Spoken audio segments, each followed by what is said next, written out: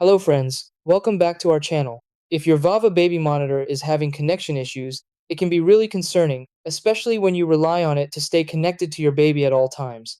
You might notice the screen freezing, signal dropping, or the camera not showing up at all. This usually happens because of range limits, interference, pairing problems, or temporary glitches in the system. Since these monitors use a dedicated wireless connection instead of Wi-Fi, even small disruptions can affect performance. The tricky part is that there's no clear message explaining the issue, which makes it feel confusing.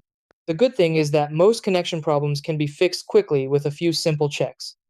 Try these. Step 1. Move the monitor and camera closer together to improve signal strength. Step 2. Restart both the camera unit and parent monitor. Step 3. Ensure both devices are fully charged or properly powered. Step 4. Repair the camera and monitor using the pairing option in settings. Step 5. Remove any interference from other wireless devices nearby.